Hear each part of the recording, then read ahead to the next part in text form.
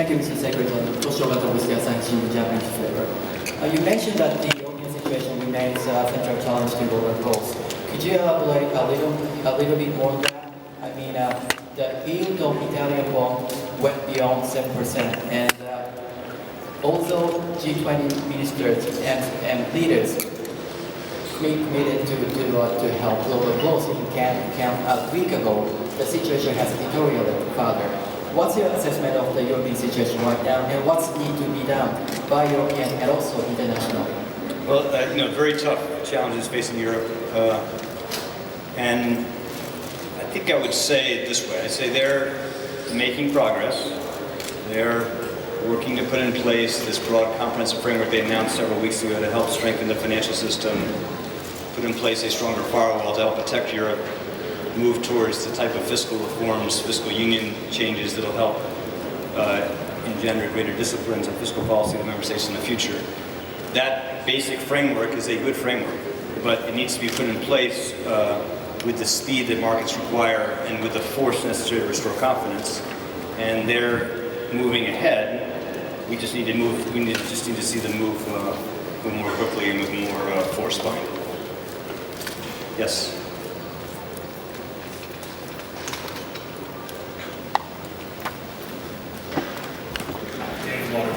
From Washington. Just a follow-up on that.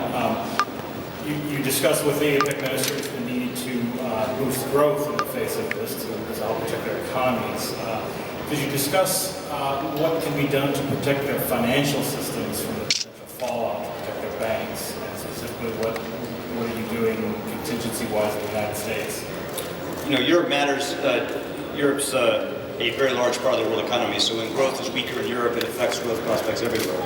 But it also affects growth around the world because through the financial channels, as European institutions have become under more pressure, they respond to that pressure by selling assets and by deleveraging, and that's added to the pressure you've seen on emerging economies around the world. And for that reason, among many, the economies here were very much focused on Europe. In fact, you could say that the discussions last night over dinner and certainly in the hallways were still overwhelmingly dominated by what you're seeing unfold in Europe.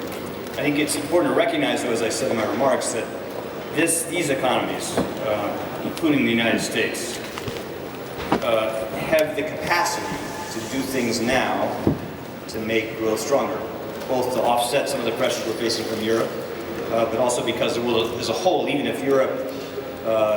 even when Europe stabilizes, you're going to see growth damaged by the magnitude of the crisis so far. So there's a very strong rationale in those economies that have the capacity to do it, to act now to strengthen growth. Makes a lot of sense. In some ways, that's the best thing the Asian countries can do, both for the global economy now and to limit their vulnerability to what's happening in Europe. Yes. Hi, my name is Andrei Sitov. I'm with TASS Russian News Agency. You will be handing over chairmanship in the APEC to Russia next year. I was wondering if this might mean that we will finally have an institutionalized financial dialogue, which I think will lack in our relationship. And generally, how is this process going on? And secondly, what is the substantive difference between G20 and like G21 at APEC? Well, our Russian colleague today laid out some of their proposals for APEC next year as they take over the chairmanship, and they seemed like reasonable suggestions, and I'm sure he'd be happy to walk you through those. And I think that you see in this group a strong commitment to try to build in this tradition of cooperation. We spend a lot of time talking about infrastructure financing, how to make sure our financial systems work better for small businesses and for individuals. Those are challenges we all face, and there's a lot of benefit, even as we're thinking about the broader crisis and the deeper questions you see preoccupy Europe and the world today. It's a great value for us in this forum, using this to share experience and find better solutions. And I think our Russian guys will build on that. Your question is, what's the difference between the G20 and APEC? Well, not all the members of APEC are at the G20, and one of the values of a group like this is we can sit around the table together and talk through some of the broad conclusions reached at the G20, and the rest of the countries in the region have a chance to be exposed to that, to ask questions about it, to debate it. offer different views, and there's a lot of value in that. So the system we have today we've tried to concentrate our efforts on cooperation in the G20, but there are regional arrangements in Latin America, in Asia, in Eastern Europe, and Africa that all play a very helpful role in the system as a whole, and they're good complements to the G20 itself. Yes? Oh, you already gave the mic away, so you can go ahead. Mr. Secretary, Gene Chen is BBC in Hong Kong, and I would like to know, has there any progress has been made on the renminbi exchange rate issue today during the meeting? And also, a few weeks ago, Undersecretary Brenner mentioned that renminbi has actually appreciated 40% within 5 years. And also, Chinese official mentioned that during the Cannes G20 meeting, that renminbi is actually coming close to having a reasonable exchange rate. How do you respond to that? Thank you. Let me read you what I think is the most important sentence in this statement by finance ministers. It echoes the statement made by the G20, and of course China was party to this language and supports this language. It says, we affirm our commitment to move more rapidly toward more market-determined exchange rate systems and exchange rate flexibility to reflect underlying economic fundamentals, avoid persistent exchange rate misalignments, and refrain from competitive devaluation of currencies. That's a good, strong commitment, and it reflects the shared interest not just of China in letting their exchange rate appreciate more rapidly, but of course that's very important to all of China's trading partners. China has allowed its exchange rate to appreciate by roughly 7.5% against the dollar in nominal terms since they started moving in June of 2010. If you adjust for the fact that inflation in China is rising at a more rapid rate, significantly more rapid rate than in the United States, the actual real appreciation against the dollar, which is what matters for competitiveness, has moved by somewhat more than 10%. But I think the judgment of most independent analysts and economists who look at the Chinese exchange rate would say it's still significantly undervalued, and that's one reason why, although I don't want to put words in their mouth, it's one reason why the Chinese believe it's in their interest to let the exchange rate continue to move in response to market forces. And our judgment is it's better for China, better for the world, better for the United States if China allows the exchange rate to move more rapidly. Yes. Sorry, I can't see where you are. Yesterday, the Trade Minister of Australia spoke about that a lot of people won't have the skill sets in vocation or even for entrepreneurs to create businesses, and you just spoke a little bit about the poor. I was wondering, what is the strategies and the type of dialogue? In America, usually you have to have a really good credit score to get some kind of financing. So what are the steps or the dialogues? Well, again, these are challenges that all countries are dealing with. You're seeing a huge amount of innovation across developing countries in particular, trying to make sure that all their citizens have access to the formal payment banking system so that they can get financial services at much lower cost with much less risk of predation and abuse. In the United States, even though we're a remarkably rich country in many ways, we still have tens of millions of Americans that don't have bank accounts that operate outside the formal financial sector.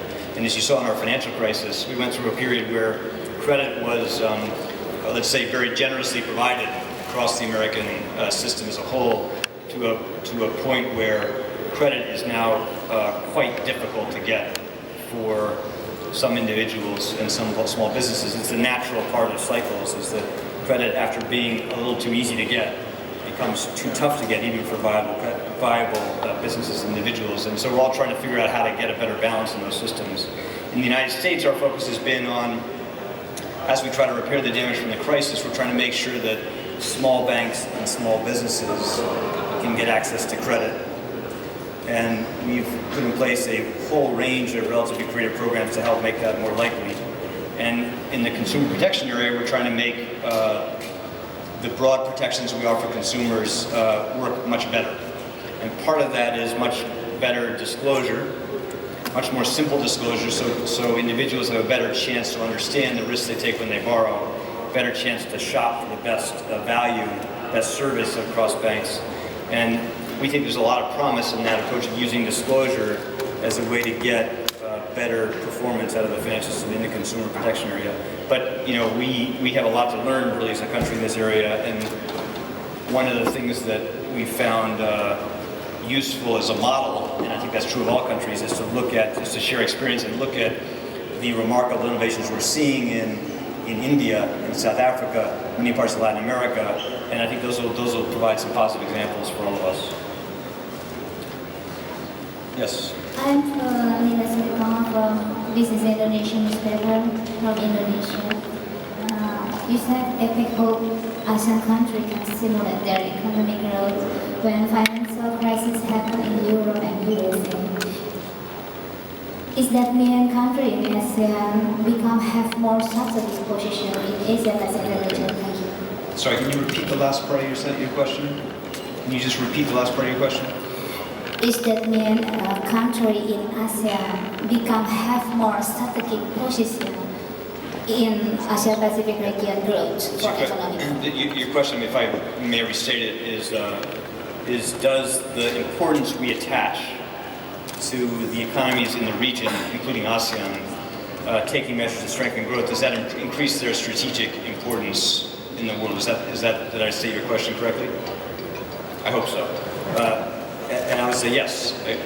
Again, we've seen a very substantial shift in the broad balance of economic activity and certainly future growth prospects around the world. We've tried to get that reflected in changes in the governance structure of the IMF and the World Bank and the other institutions, so that greater economic potential is reflected in a greater voting weight in the institutions, more influence in the institutions. That's perfectly appropriate, and we fully support that.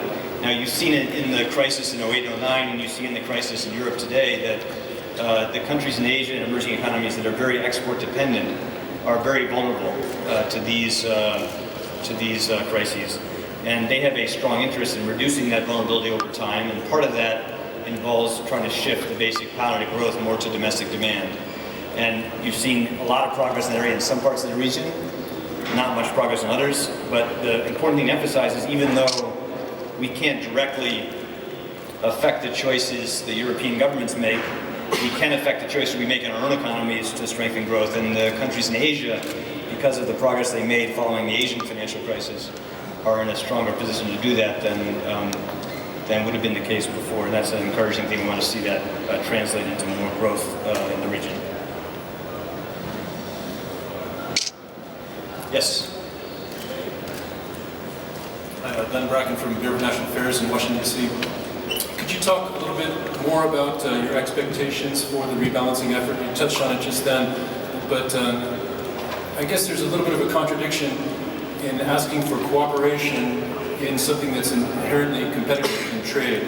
So a lot of the measures you're asking for cooperation on are relevant to trade, which is inherently competitive. I don't think that's true in this context, in the growth imperative. Just think of it this way. The U.S., after a decade bracketed by a recession and then a deep financial crisis, was a decade where it was sort of a lost decade for growth, because the growth we had was financed by an unsustainable increase in borrowing. It was used to finance too much consumption, relative income, and too much investment in housing. And if you look at the future of the U.S. economy, future economic growth in the United States, it's going to have to come from more from investment and exports. And in the face of that transition we're going to go through in the United States, and in the face of what's likely to be a long period of relatively weak growth in Europe because of their challenges, the countries of Asia and other emerging economies have a very strong incentive to change the basic strategy of how they grow so that their future growth relies more on domestic demand and investments in improving the basic, how they meet the needs of their people. So in those interests, our interests are completely aligned. And if you see a broader shift in growth strategies to complement what we're going through in the United States with more exchange rate adjustment and more shift to domestic demand, then growth for the entire global economy will be stronger as a result. If that doesn't happen, then growth will be weaker everywhere. So in this context, it's not true in all contexts, as you're right, but in that context, our interests are very much aligned. And that's when you get cooperation that produces results, is that understanding of the shared interest in more complementary economic policies. Yes.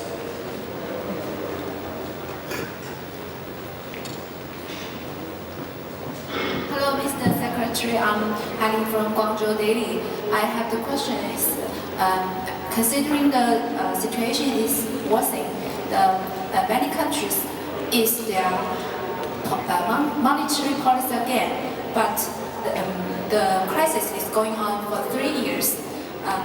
We have the QE1, QE2, QE3, and No QE3. Okay, not yet. Do you think what kind of new measures we can have to tackle this financial crisis in the future? Thank you so much. Well, let me just speak to the United States. In the United States, what you've seen the President propose is a very strong package of measures to try to strengthen growth in the near term, tax incentives for individuals and for businesses combined with investments in infrastructure tied to long-term reforms to reduce our long-term fiscal deficits. It's that combination of long-term reforms to make sure we're living within our means as a country, to provide room for the types of investments we need to make the economy strong in the short term and over time. That's the basic strategy for growth we're adopting in the United States. We obviously have a lot of challenges ahead of us. We're still trying to repair the damage of a devastating financial crisis, devastating not just to us, but to many countries around the world.